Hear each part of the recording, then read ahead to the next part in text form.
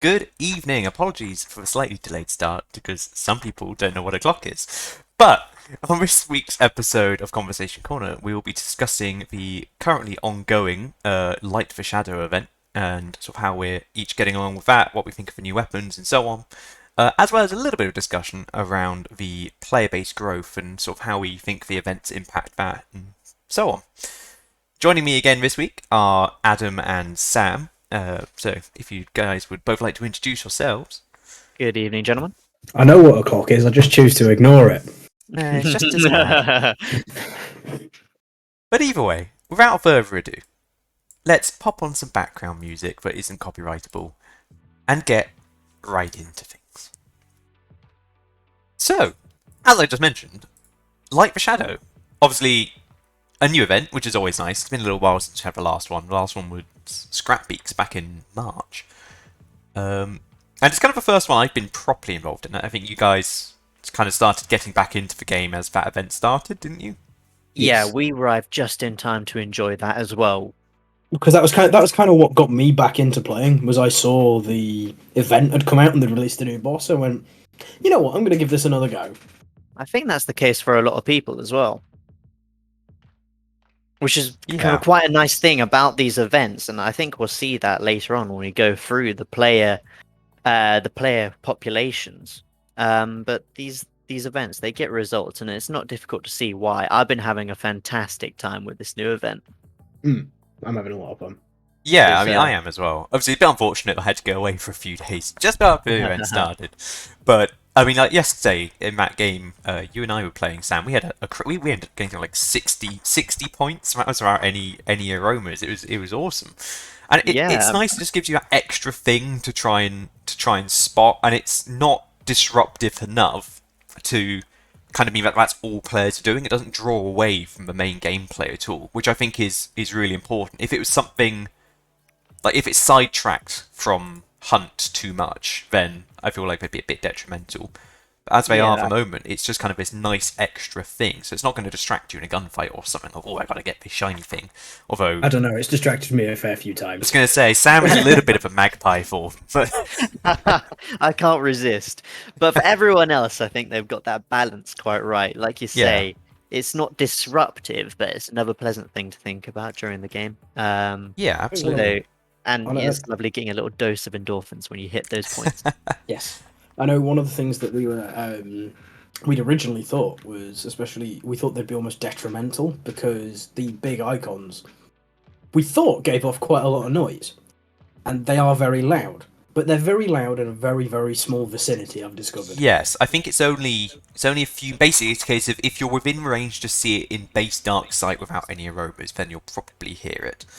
And it will be very loud in that very small distance. But realistically, if you can hear it, you can see it. If you can see it, you can see the person lighting it. So yeah, it's a case of if the audio from it gives you away, you probably should have shot that person first, or you're doing some weird cheeky balls to the wall speed run of collecting everything. Oh, that's a challenge. No, it is not. Now you're giving them ideas. Oh no! Why did we say anything? But no, I think it's been a really interesting event. As I mentioned, I wasn't really involved too much in the Scrap Beak one. You guys got me into the game as that event not so much ended per se, but certainly as it you were getting into the game to the point where you kind of would care about the event as the event was ending. Yeah, certainly when I started, I didn't appreciate what the event meant, or the fact that there was even like progression in the event or anything. I was like, to be fair, I think we were getting into it because of the new boss. The event was a bonus, but we had no idea what we were doing in that event. Like, we just saw the bird things claim the points and went, oh, it does something, and then never really checked out what it did. Yeah, at the time, I don't think we were really playing enough to commit to the event and actually get the most out of it, enjoy the rewards and such. We'd play like one or two games in an evening here and there, rather than exactly, yeah. And unlike what we're doing now, where I think it's realistic that we'll actually achieve the unlocks in the game and perhaps complete all of it. We'll have to wait and see. We'll but definitely complete one tree. There's a fair chance we'll complete both. Yeah, I think that's quite fair.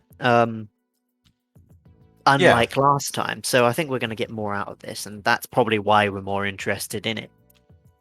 But we're kind of covering those trees that you just mentioned quite well, aren't we? Because I've gone Yeah. down the axe, the cleave the shadow, and I believe you two have gone down the bow version, pierce the shadow. Pierce the Pierce the shadow, shadow. extra edgy. No, I agree, and it's one of the main points I think we wanted to cover really with the event was how easy it feels to progress through it. Because I've seen a lot of people on Twitter complaining about the like daily caps and things like that, but I believe, correct me if I'm wrong, but I believe those only actually mattered with for the the first first 4 3 days. days, 3 or 4 Just days. 4 days. First 4 days, Just yeah. so someone couldn't just go, I'm going to play everything, la la la la. Yeah, I had basically. no idea there was a daily cap. Yeah, so the first day I think it was 100, then 150. It went up quite quick. By day 4, the daily cap was like 600 or something. It was like, well, you really have to play a lot of Hunt to do that. And for some people they would, but it's quite good because obviously you unlock, especially with like the arrow, the bow and arrow, pierce the arrow, pierce the shadow. There we go. 4th, 5th time lucky. With that tree, when you unlock things like the frag arrows and the concertina arrows, which are really quite strong, it'd be, I think, a little bit frustrating if you went in on day 2 and someone was just killing you with it, and it's like, oh, cool. Well, I have to play like 20 games to get to that point. So I think they did it quite well. I saw a lot of people complaining, but from what I've generally gathered with the Hunt community, it generally seems to be people will complain about everything, predominantly console players. Ooh, polarizing view there. Oh, I don't think it is that polarizing, because most of the comments seem to Generally be on- whiny yeah, console generally on player, the and then social everyone medias. else going kind of like, hush your whining, they're doing their best, basically.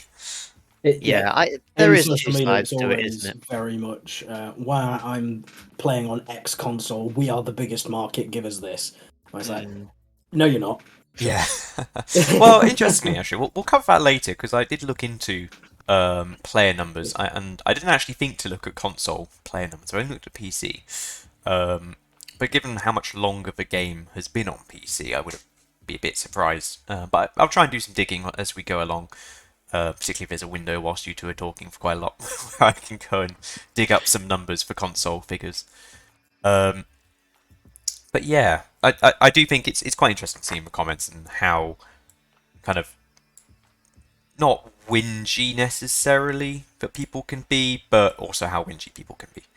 Yeah, I don't think that's just Hunt. I think I think it's just the always, internet, it's isn't always it, going to really? be the case. Yeah, it's always going to be the case.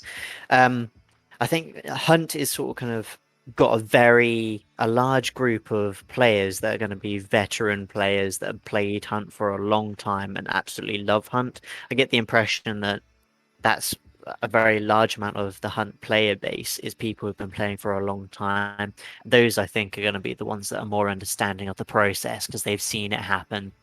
But at the same time, if those are the ones that are playing a lot, they're actually going to be the ones hindered by the cap.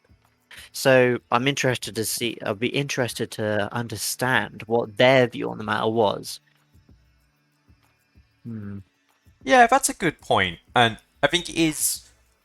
I think it's not maybe an attitude thing. I'm not sure how to word it, especially, but the difference in people that like Hunt for what Hunt is, and people that got into Hunt because because it's another shooter game.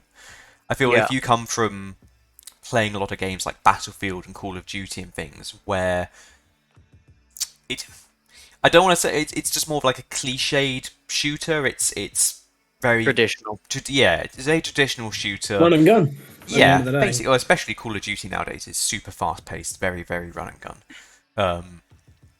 I feel like if you come from those sort of environments where they're huge studios with massive teams, massive budgets, massive controversies, and so on, I feel like coming to a game like Hunt where it comes across like a really big team, really big budget game because of how pretty it is and how regularly it's updated. But actually, from what I've gathered anyway, it's not an especially big team. Like obviously they made Crisis, but that's kind of like their only big game, as it were. Yeah, They're not like a massive AAA studio. relatively speaking, when you compare this to producers of like Call of Duty and stuff like that, it is going to be small. So I think you're quite right. Yeah, and I think that gives it a very personal touch, though. with these smaller games, I think it feels like the teams listen more closely to what their player base think, and they're running lots of things on social media where they talk about what people have been asking for, what they're doing to work towards that. And it feels like a two-way conversation more of the time. I don't think you're ever going to get that with games that work on such a large scale like Call of Duty and things like that. I think that's really nice, actually. Yeah, I mean, I certainly think, obviously, games like Call of Duty and Battlefield have dedicated, like, social media teams. But I feel like the Hunt devs do listen to their community quite well. Things like the Dolch, obviously, yes, it took them a long time to fix it, but they need to be careful about fixing that sort of thing, because, obviously, firstly, it's going to be something loved by a lot of people. And like anything in Hunt, Yeah. there's going to be a lot of people that like everything. Anything you change, there'll be people that go, oh no, it was perfect the way it was. There's So, two people really: the people who are being killed by it and the people who are using it. yeah. Well, I think the Dolch in particular, I think it was interesting because they said it was in 2% of all games, and it's like, that is actually huge when you consider how late you unlock it. But either way, I mean, they do listen to their player base, evidently, and they do tweak things, and they do think about their game and how it's going to impact the player, rather than just trying to show off impressive features or introduce stuff that no one really asked for. I mean, they do Yeah. still do that a little bit, because every game dev does, but, you know, it's largely, this is something we think is going to be really cool, and we think you guys are going to like. And I know most devs will try to do similar, but I feel like Hunt does actually do it pretty well. Like a nice balance between pragmatic game development, but also like emotionally involved, wanting your players to actually like the game and come back to it. Have either of you guys actually used the Dolch since they nerfed it? I'll be honest. I think I've used it once, and it was by mistake. I'll be honest, I didn't really use the Dolch much before the update, because whilst I could always appreciate how good it was, I never really clicked with it. So whilst it was an objectively good gun, it wasn't one that I especially liked using. Yeah. It doesn't matter if it's a good gun if it doesn't feel good in your hands, I suppose. But that's what it's coming down to, isn't it? Yeah, and to be honest, I think that's something quite good about Hunt, really, is that it really doesn't matter how good, in quotation marks, a gun is. If you're using a Mosin, theoretically the best rifle in the game, and someone else using a Winfield, but you don't like the Mosin and they love the Winfield, they're probably gonna win just because they know they're comfortable with what they're doing. It's the same as if you're playing a MOBA. If you love a champion in League, you're gonna do better with it, even if it's technically a worse champion than someone that is playing a champion they don't know or don't like. Unless obviously the Field. skill difference is massive, but that's not that often in Hunt, especially with the MMR system and so on. Yeah, the playing field is even enough that regardless of what people are equipped with, the difference can be made up with in skill. It doesn't just come down to he had a better weapon to me. There was nothing I could do about that, because against all odds, people win out with whatever they've got in their hands. As long as it agrees with them, they like doing it, then they'll just kind of go in and roll with it, and it can be done. It doesn't put you at a sufficient disadvantage for it to not be fun still. Yeah, They've absolutely. nailed it. Yeah, they've really done it well. A little bit of a tangent, anyway, but a worthwhile one, I think.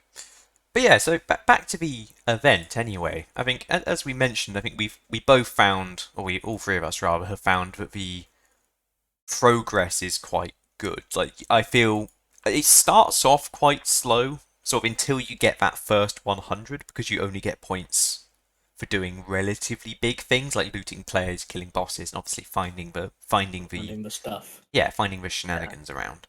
But as soon as you unlock the throwing axe or the bow, it seems to go up really fast, because with the bow you have to kill hives, and with the throwing axe it's armored, is it? Yeah.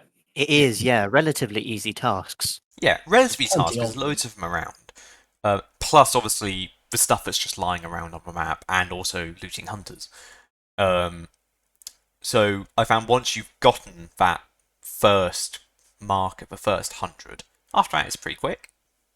I don't know if you guys sort of feel the same. Yeah, definitely. And we found because we sort of had a bit of a play with the vapors. Oh yeah, I've not You- used those yet.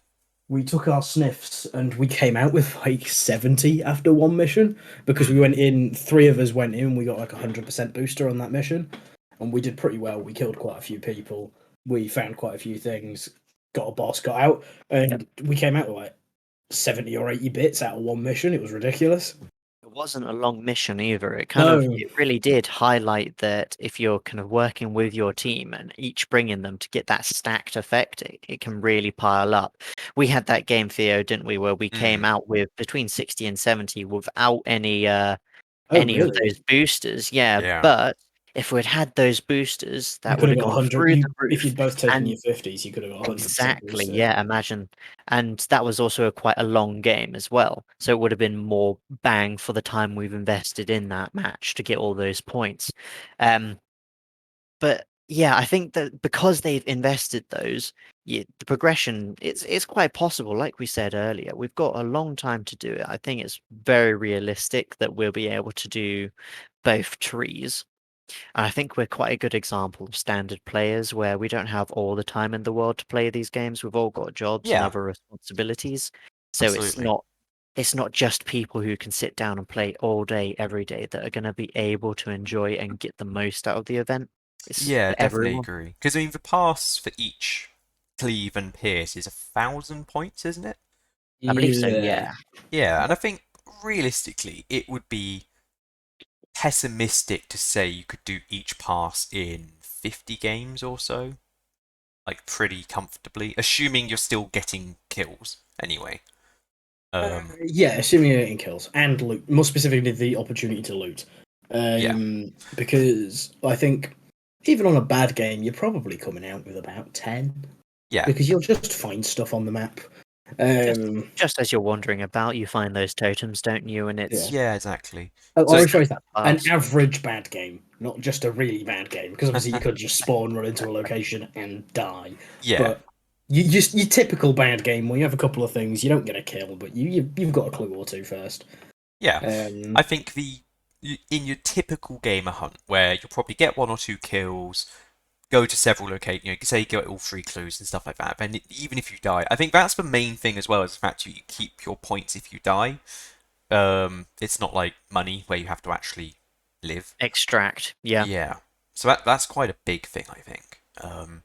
But yeah, I think it's a very nice balance of it encourages you to play the game to actually finish it, but given that you get a month to do it, 50 games or 100 games overall isn't that much of an ask. It's only like 3 games a day, and I think about, well, there might be some days you don't really play any games, but then there might be some days you play 10 games or whatever. If you have several hours free or an entire evening free and so on. And if you're really grounded, if you played Hunt for 6 hours and on the trot, then you'd probably get, you probably half finish the pass in a day, really. If you're really working hard, then it's definitely possible. Yeah. On a slight tangent, had you guys noticed that in quick play you can actually find those boosters laying around? So you know you'd no, I normally hadn't find noticed that. equipment. You can actually find Ah, those I forget what they're called now, the fumes, Vapors. the aromas, vapors, thank you. poppers. One or the other. Yeah, the poppers. You can find those poppers, and so if you win the game, you can get out with them, and you've got those to use, or you could use them in the quick match play, in the quick play match, I suppose. But they are readily available there as well, which is That's quite Okay, interesting. so quick play quite might generous, I actually be a thought. pretty good place to farm. Yeah, Um, you're gonna get a lot of kills, a lot of action, so potentially a lot of loot. looting bodies and things like that. Hmm. That is a good point. I hadn't really thought about that. And that kind of tidily brings us on to the next point of the event, I suppose, is with the aromas, you have to pay blood bonds for them. Well, to buy them anyway. You can't just buy them from the normal shop. Yeah, Now, initially, my thought on that was that it was very, not so much unfair, just a bit cheeky. Because obviously it's not pay to win because you don't really get anything that affects gameplay. I mean, well, you unlock the bow and stuff quicker, but that's no different to the normal leveling system anyway. But the more I thought about it, the more I thought, well, actually, you think about if you buy a beg my pardon. If you buy a normal skin, you're looking at spending 300 blood bonds anyway. though I don't know how many aromas you get for one purchase. If you only get one, then it does feel a little bit steep, because I think the most expensive ones are something in the region of 120 blood bonds, aren't they? Yeah, it's 120, maybe 150 blood 50. I bonds for think the it's 100. biggest. I think it's 48 U150, something like that. Okay. Um, so it's still a bit cheeky, I think. But as you mentioned, Sam, it's interesting. That's something I hadn't really thought about and wasn't aware of, is if they're really readily available in quick play. Although I suppose the catch to that is that means you have to win quick play. Yeah, you would have to have them and win to get out with them, but that doesn't stop you from popping them in that quick play match, That's a good running point, around, yeah. making the most of it there. If you're not certain that, well, we're never certain that you're going to get that win, so you can just Mm. take advantage of it there and then, and rather than just losing it. Um, so they're there and they're available, which I thought I was very surprised by, and I did think it was really generous, to be fair. Yeah, no, I think that's a really good point. I hadn't really thought about that. 'Cause as you said, if you use them in the game, well then you're laughing, because it's cost you nothing to do that game. You've not invested Yeah, in any guns or anything like that. So to be honest, if you really wanted, you could just kind of ignore the objective and run around collecting as many of those things as you possibly could find. I Um, suppose so, yeah. But then I suppose the risk there, I suppose, is that we're now going on to what we were saying earlier, is it hasn't disrupted the game, this event. That is then disrupting the game. So maybe True, that's a yeah. mistake that they'd made introducing that into the quick play. Hmm. But I don't know. I think because it's the progression rate isn't that bad, I don't think there's going to be a lot of people that'll be so focused on the event that they'll lose vision of the wider game involved. Yeah, So I I think think that balance will especially be okay.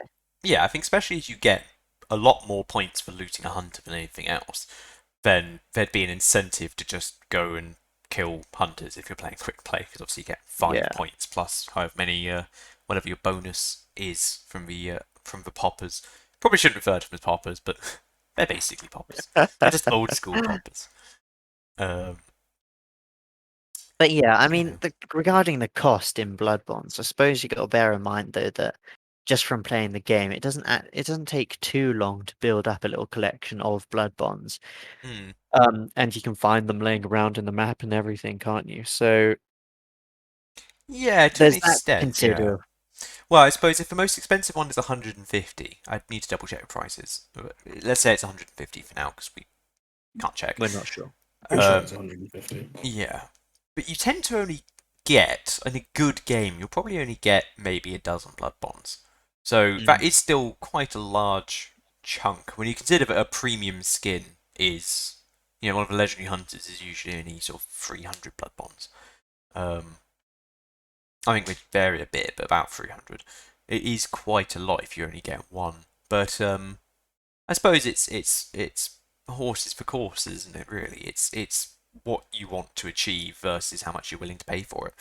Can't really blame Crytek for chucking it in there, really, because as I said, it doesn't really impact much. It means you progress in the pass quicker, but as soon as the event ends, you still have to then unlock the Oh, and bow unlock again it, anyway. So it only affects the gameplay at worst for for 20 a odd month. days or whatever it is. Yeah, so Yeah, and as you mentioned, I suppose at the within that within this event, we're unlocking several skins. I think there's a skin for the axe in there, there's a skin for the bow, Skin for the a axe, couple skin of for the bow. weapons as well, Yeah, I know and I've then unlocked a skin for a pistol. yeah, and then there's player skins as well, I think character there's three. skins. I think there's So three character skins. although might be charging us some blood bonds to get those boosters, in the other hand, they're giving us all of these skins for potentially no cost whatsoever. So I suppose that balance, I mean, yeah, okay, maybe they might be charging us for those blood bonds, but they are given back as well, at least. yeah, that's very Quite, true. I quite a think lot. it's the best way of looking at it is it's no different to buying a legendary skin or a legendary hunter, really. And as I said, we get a lot of stuff from the pass. I mean, each pass gives you a legendary hunter and legendary skin. Well, that's if you get both passes. That's 2 skins and 2 hunters. Well, that's pretty good value. That's the equivalent of several thousand blood bonds. So, from my perspective, I think that's fine, really.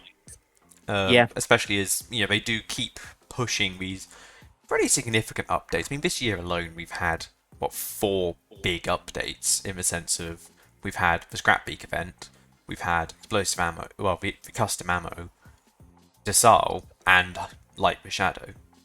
You know, that's 4 pretty big things to implement. Yeah. Yeah, in part of, it's not a new game at this point. It's been out for quite a while. So I think it's pretty So yeah, reasonable. it's keeping an old game fresh by just keeping these updates rolling. When it's keeping that veteran player base quite happy. Yeah, absolutely. I think well, we're all enjoying it. We're all making the most of it, and it's nice to see. Yeah, definitely agree. Actually, I just remembered as well, there's also custom skins for the first aid kit and stuff, aren't there? So, which I Oh really yeah, I want. definitely want to pick that up. Yeah, I want that too. Where Yeah. are they? Because I see a lot of people with the red one that you got from one of the previous events, and I That'll really, probably be the really Scrap want Beak that one, one. I think it was from the Scrap Beak event. Yeah, I assumed it was. Where is it in the? It's in the store. You can't unlock it Oh, from is it something you just buy? Oh, okay. It's 300. I think it's 300 blood bonds, Oh, maybe worth it, less. In the store, it can't be unlocked from either of the trees, as far as I'm aware, and it's only available during this event. Okay, it's definitely worth But checking it's out. I'm gonna go get it. Considering everyone always takes a med kit in, Having a nice unique one is quite pleasant. yeah, it Yeah, would be nice absolutely. to have a pretty one to make you feel a little bit better when you're having to use it, because we all know it's just happened. Absolutely, yeah. I mean, I've got the Lemonier's one, and I do take that all the time.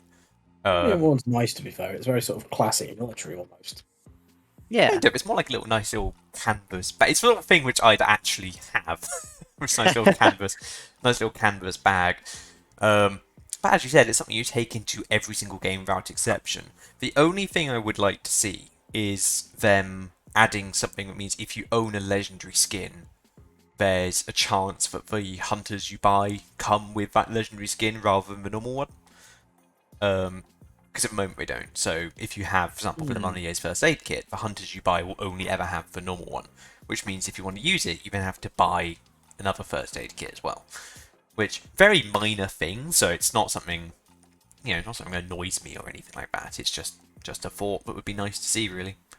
it never crossed my mind until now. And now it will nag you forever. Yeah. But yeah, cool. I think we've kind of covered all the bases in terms of the event, in which case. So, I suppose my next thing really is to look into the player growth. It's a bit of a complete tangent. There's no natural link to it, especially other than, I suppose, the fact that there's an event on and they, presumably, as we're about to find out, will boost player numbers quite significantly. Yeah, we were looking at this we were talking about this last week, weren't we? Is that these events, rolling them out, gives a little bit of freshness to the game and kind of brings people in, rejuvenates it a little bit, and even if only a small portion of those players continue playing, that's gradual player base growth, isn't it? Which is just better for the game overall and everyone playing it. Yeah, absolutely. So I'm going to do a cheeky little slide transition to a screen which has the graph on, and I've popped it a few days ago into our Discord as well. And Give me money, Discord now. That fancy, You've just bought it now. You're meant to be paying attention to the podcast, Nigel. It's I very am important. paying attention, and that's why I've gone and bought it.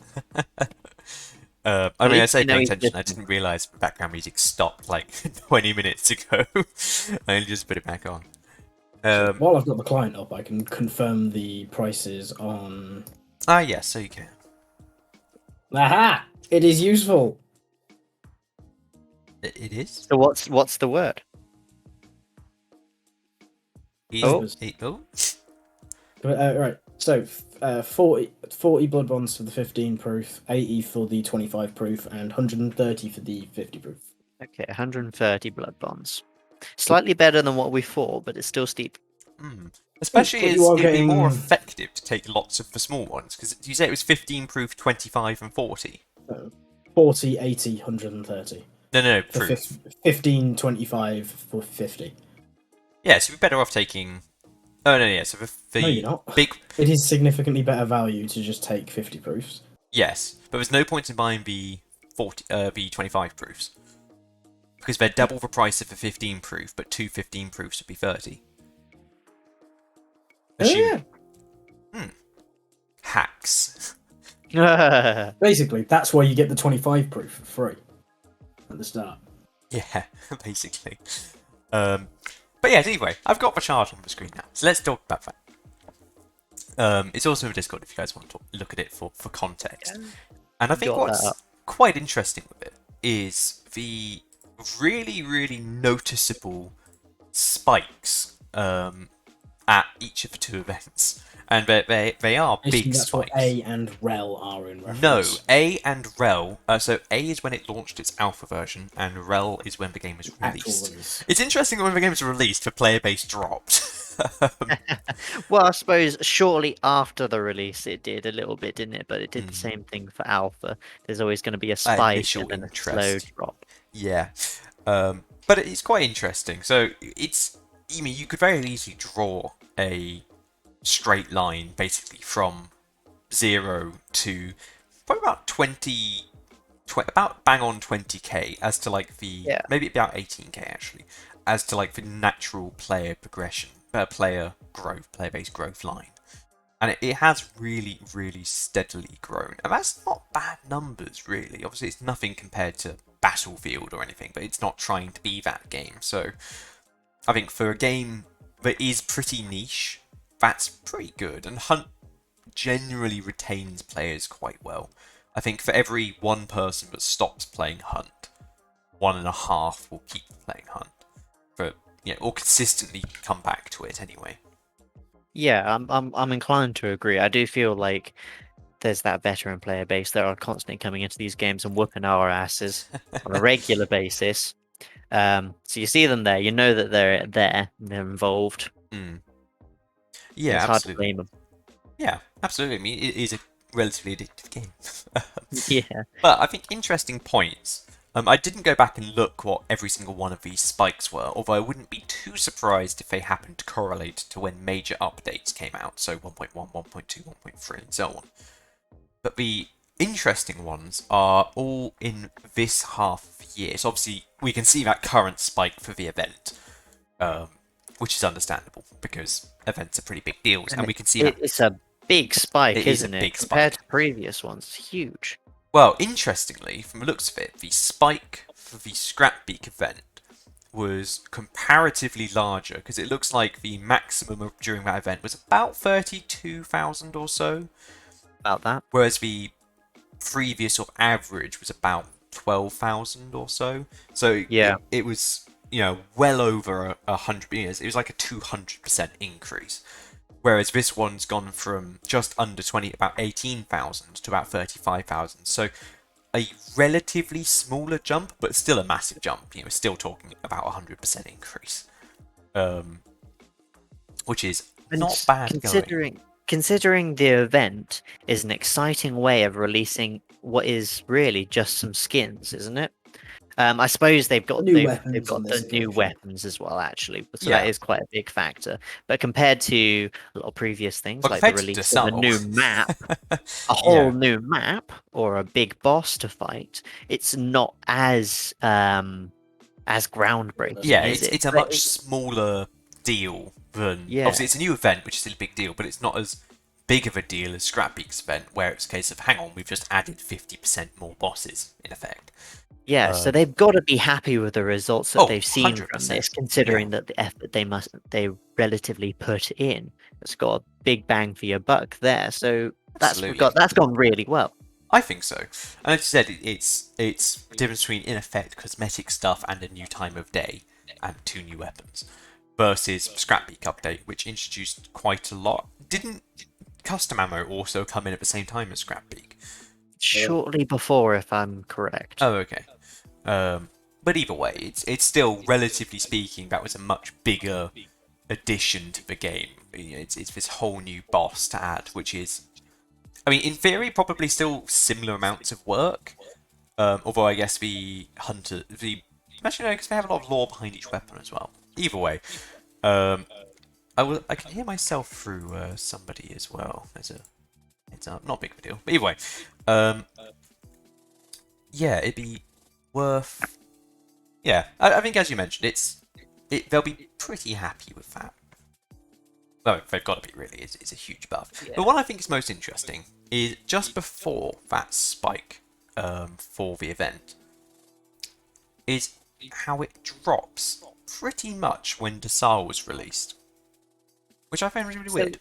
So is the Desal release not that a previous huge spike? That was Scrapbeak to confirm. Yeah, that previous really big spike was Scrapbeak. Where it shunted over the 30k for the first time. Mhm. And so between that dip, that is where they released Desal. Now, what I'm thinking I think is... Desal might be that slow rise again. Yeah, and I think that was probably because Desal wasn't... Well, with Light the Shadow, it was only really hyped up for about a week or so. Yeah. Whereas Desal was teased and teased and teased for about a month. I see, yeah. So I feel like that was kind of people going, oh, let's get back into the game, ready for the new map, ready for, let's start getting back into how to shoot and how to play the game and so on, ready for Desal to come out, rather than Light the Shadow, which is just kind of a bam, and the event is done. Yeah. So I think it's interesting, yeah. I suppose maybe they overhyped it a little bit, and actually they killed the hype before the release happened. Maybe not Killed necessarily... the momentum. Maybe not necessarily killed it, but certainly it meant they had a longer and maybe less significant growth than just kind of doing a 1 week, bam, look, we're about to release this new map sort of thing. Because they really did tease it slowly. In fact, from memory, it was even longer than a month. It was sort of 6 or 7 weeks, wasn't it? They were plagued with some severe delays regarding that map, and there was a lot of memes and jokes going on about if it was ever going to be released, and their reputation for putting things back did hurt their reputation a little bit. But I think it's better that they release something of good value, isn't it, than rush it. Yeah, I can't remember who said it. I think it's the chappie that makes Metal Gear. I don't know, one of those, but one of those guys. But he said, a game that's delayed is eventually good, but a game that is rushed is forever rushed. Yeah. Wiser words never said. Wise words. Look at you, every single new of Mario games. But anyway, yeah, I think that's true. And as you said, they took their time with it because they wanted it to be good, which I think also shows they are a good dev. You get a lot of big AAA developers like Rockstar who release something, or Bethesda. Bethesda are notorious for it. I'm gonna get sued now, aren't I? Bethesda are notorious for releasing a product way before it's done, and to the extent it's kind of become a meme, and it's gotten to that point where it's almost acceptable for them to do it, which it's expected. Yeah, or well, Cyberpunk I think is obviously the most recent massive What a disaster that ended up being. Yeah, because everyone, and I think realistically, obviously they delayed it and delayed it and delayed it, and then eventually just released it in this massively unfinished state. And it's like, you guys delayed this by like 9 months. It really should have been better than this. Whereas, the Bethesda games will at least be playable. They'll just have some really, really daft bugs in, other than Fallout 76, which I think was actually unplayable. Especially as it was a multiplayer game. I think that game, didn't it? Yeah, I mean, what it was cracked up to be. If nothing else, just due to the amount of microtransactions and stuff they flung into it, they really tried to milk that as much as they humanly could. Because it was hyped up quite well, and then they put no human NPCs in, and it's like, oh, well, that's cool, I guess. Yeah, but it all became a bit of a mess, but yeah, I'd rather see them take a little bit longer, but actually do something. Although, I do feel like it maybe did hinder. I don't know. I mean, obviously, you can still see they had really healthy growth. It went from sort of about 15k to a little bit over 20k, which is still about 50% growth. That's hardly that's bad. Not to be underestimated. Yeah, for a 1 month time period, that's pretty good going, really. If you went to a business and said, right, you'll get 50% more customers in a month, I don't think anyone would turn it down. Although it's not necessarily new customers, obviously this is just live players. So it could well just be that a lot more people have already had it. Will be returners, won't it? Yeah, but even if some of those are new players and some of them are gonna stay, then that's worth doing. And as we can see from the trend, that tends to be the case. Yeah, and I it think looks... it is building momentum ever so slightly. Yeah, I was about to say just exactly that same thing. It certainly looks like from kind of the last quarter of 2020, it certainly seems like the growth has accelerated a bit. Yeah. And I think that is because certainly in 2021, the devs have put a lot of work into the game. With as I said, we've had 4 big updates, like really big, to the extent of the game. If you took those out, the game would now feel quite incomplete. It would feel bland by comparison, wouldn't it? It's Mm, a good time to be playing Hunt. They've been so active, working really hard. It feels like they're just gaining momentum. You blink and they've released a new map, and then you're on an event before you know it. yeah, Um, absolutely. and that's got that effort's got to start paying off, as we can see from the player numbers. It will be. Um, I respect it immensely. Yeah, But it's interesting looking back at the player base between sort of during most of 2019. Really, that player base was very consistent and steady, wasn't it? yeah. I mean, you can see it grew, but it was only really in 2020 that It seems to have. Actually, even then, it seems to have. It grew quite a lot between the end of 2019 and the start of 2020. Peaked a bit, but was pretty steady throughout 2020. In fact, it actually started to go down towards the middle of 2020. And now, since then, it's really quite steadily grown. Look, it's kind of been about 9,000-ish throughout all of 2020. Yeah, And then suddenly it's gone from 9k to a pretty, like, even ignoring the event, a pretty healthy 20-ish thousand in a year. So it's doubled. yeah, Which, I mean, that's pretty impressive. And I think it comes back to, as we said, they've put out 4 big updates this year. They've kept giving you more and more reasons to come back and play. Whereas I don't think 2020 was nearly as busy. no, and 2000 definitely not 2019, where that real stagnation period was. They had to work quite hard on just sorting out the foundations. Yeah. And once they've sorted out those foundations, they've now got to this point, and that's when it started to take off. So yeah, you're spot on the money there. Yeah, and I think it's actually interesting now I look at it. We can see that the growth from when I assume they announced that the game was going to be released, so it looks like kind of August 2019, to when the game was released, that growth is only a bit higher and about the same rate as the growth when they announced Desal to when they released Desal. Now, the fact that your game has become so much more popular that adding a map gets you similar levels of growth to releasing it.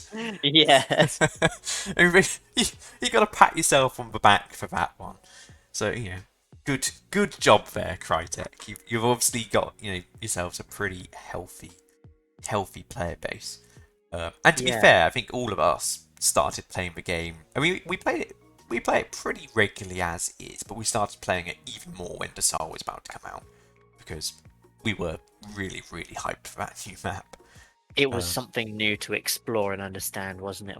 It's such a big thing to sort of learn as well, because a big Yeah, part of all these first-person shooters is the map knowledge. The maps being as big and intricate and detailed as they are means it's a whole lot of information to explore. We're still finding new things that we didn't know where they were before. Sneaky new entrances, peak points, those sorts of things. That keeps it fresh, and learning is fun. Like, that's not to be underestimated at all. It's learning this new map is enjoyable, it's fresh, and it's interesting. yeah, absolutely. I think it'll be quite interesting to see what they come up with in the next 12 months. Because, I mean, just so far this year, as I mentioned several times, we've had 4 pretty big updates. And it'll be interesting to see if they can keep up that momentum. Well, I don't know where they even go from here. This is Yeah. It might be. It's interesting because the introduction of the Native American players has been something that's been requested Mm. by players and the fan base for a very long time. Is this the start of them now having the time to go back and revisit some of those suggestions and long-awaited requests. Yeah. And maybe we'll see an influx of those sorts of things finally coming into the game, because they now feel that this is the time to do that. Yeah, that's a really good point. Because, you know, they've added a new map, they've got the healthy selection of bosses and so on. You know, maybe we'll see another boss, maybe we'll see a return to being able to pick for contracts a bit more now the player base is a bit bigger. Who knows? It's really hard to say. From my perspective, I can't really see them adding that many more weapons or tools and so on, because I just can't really think of much more the game needs. Yeah, You know, there doesn't feel like there's any gaps now, does there? no, It because we've feels got good. yeah, we've got some really, you know, we've got sparks in the form of, you know, proper dedicated sniper role. We've got quite a lot of battle rifles in terms of the Mosin, the Lebel, Cabby, all that sort of stuff. We've got a lot of shotguns. We've got everything from a single barrel full break action to a semi-automatic beast. There's something for everyone at this There point really in the is, game. yeah. It reaches the point where I hope they're more creative than I am, because I would be stumped. They've got their work cut out for them, don't they? Yeah, absolutely. wonder- Adam, do you have any thoughts? You've been a little quiet. Yeah, I have some thoughts. Do you wish to share them? Oh no, they're like few and far between. They're sort of like clanging around like the monkey. Well, yeah, you asked. I So- wonder if there I'm- are any other requests that have been made recently regarding the weapons that we'll finally see introduced. I think you could probably go back and see some things that have probably been like sort of chucked to the back of the cupboard maybe and forgotten about, Yeah. gathering dust for a couple of years. I think perhaps the only other options as well would be like what different boss to hunt. Yeah. You could in theory do a new map, but they put so much work into this one that won't be for at least probably 2 years. No, yeah, I think that's going to be a long way down the road, isn't it? Least of which, I think there needs to be a certain period of time for people to get used to the new map. Because certainly now that it's a 33 and a bit percent chance of getting each one, it's equal chance of getting each one, it's going to take people another 6 months or so before people have gotten to know Desal as well as the other two maps. Obviously, you get people that grind the hell out of the game, but very exception. For the normal player, to learn all those little intricacies of, you can sneak through here, or you can escape through here, or, this is a nice way of trapping a player, and stuff like that, which we've all learned for the other two maps.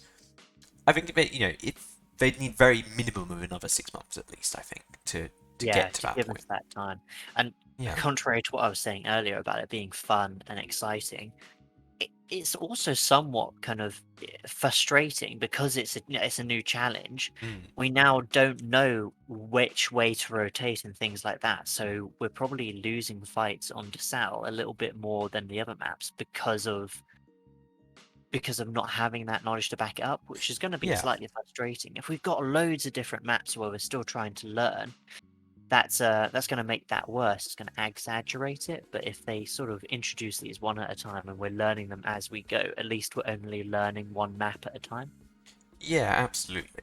And I think, it's also not even just how to rotate, so on. It's knowing where you can be seen by where's a good vantage point for snipers, how to defend boss lairs, all that stuff, which really does take quite a while to learn, especially in a game as complex as Hunt. I'd be surprised, and to be honest, almost a little disappointed if they released another map within certainly this year, but even to be honest, early next year.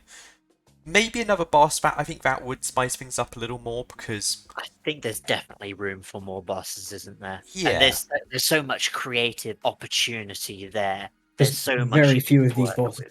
with. None of these bosses have notable overlap either. So Yes. absolutely. there's definitely opportunity for Original content. whatever Yeah, they want to do. absolutely. They could do. I say whatever they want to do. The more I try and think of something, I can't think of anything. Well, just top of my head, for example, there's no explicitly ranged boss, for example. Oh, that'd be horrible.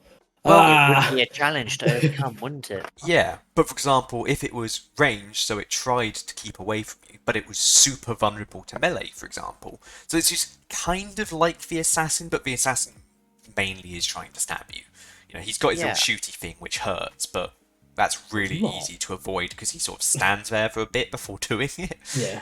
It would be the opposite of what we've had, because at the moment, what we're always trying to do is rushing in, probably dealing a little bit of damage, but mostly trying to maintain distance. Yeah. It would be interesting having a boss where it's safer the closer you are to him. Mm. Absolutely, yeah.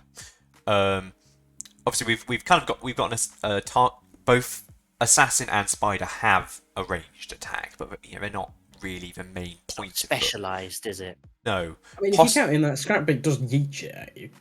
Yeah, He true. does. Although that's more of a Again, Yeah, that's nuisance, more of isn't a it? It's not. tool It's not. as It's well, not the isn't same it? kind. It's not the same kind of range. Yeah. I think that's not designed to cause damage to players so much as lockdown entry points. I think that Yeah. was quite interesting design, because what people like to do is hover outside of its zone of danger where it can go. They'll poke in, do some damage, and come out. By deploying something like barbed wire, or in the spider's case, poison, or in the butcher's case, fire. I suppose all of them do it. Yeah, they can block that entry and slow that process down, which Mm. I suppose deters people from playing it that safe. Yeah, that's very true. But it'd be interesting to see. Oh, you know, maybe they could have a boss that's several smaller bosses, kind of like, you know, Pack of Dogs style thing. Perhaps, Oh. yeah. Or anything. There's certainly a lot of avenues they can explore. The upside of it being, you know, you're hunting, you know, demons in effect. They can be really creative with it. You know, nothing has to follow really a pattern or any kind of logic, especially because, well, There aren't really any limits other than the ones that they set themselves. I think the only Motivation. limit per se, assuming they're sticking to the whole theme of everything, is that it has to be something that can feasibly be contorted from the original human figure. That is the only yes. Suppose sort that's of reasonable. Yeah, that is a limit. theme that they've got going, isn't it? Yeah, because all the bosses are meant to be kind of I messed think up everything humans, aren't was they? they Basically? were humans that have been exposed to some sort of fuckery. Yeah. I mean, Scrapbeak's basically just wearing a fancy hat, isn't he? Really? Yeah. He's a fancy. He's wearing a tent. He is, though. Yeah. He's like a creepy Santa Claus, really. He's got all the presents in his sack over his shoulder. It just so happens that when he throws the present at you, it eviscerates everything in its vicinity. Quite. But yeah, no, it'd be interesting, and I think that would be, to me, like the logical next thing to add would be another boss. It's coming up to a year since Scrapbeak came out. Obviously, still 5 months to go because it came out in March. But I wouldn't be too surprised if maybe in January or something they revealed they're working on another boss. Yeah, that's got to be where their mind is at. I would have thought. Yeah. And beyond that, I mean, I can't really think of many more utilities or weapons, especially. Yeah, well, I can't really think of any at all, other than. Oh, And it's a good place to be when you don't know, you're not wanting anything. We're not desperate for something. We're not frustrated for something not being there. no. I think that says a lot about what they put into the game, because that didn't used to be the case. Like you said earlier, if we went back to the game as it was, it would feel so bland compared to now. Yeah, absolutely. And I think that, as you said, it's a really good place to be in.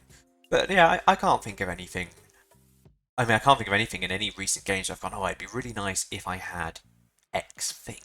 Yeah. You know, you've got everything. You've got area denial stuff in the form of hives. You've got fire bombs, concertinas, frag bombs, dynamite. You've got shotguns, rifles, pistols, fully automatic I mean, stuff. there might also what there might be is another sort of special infected that isn't a boss. Is the only other thing I can think of. Yeah, Another possibly, because general immolators mob. are relatively new, aren't they?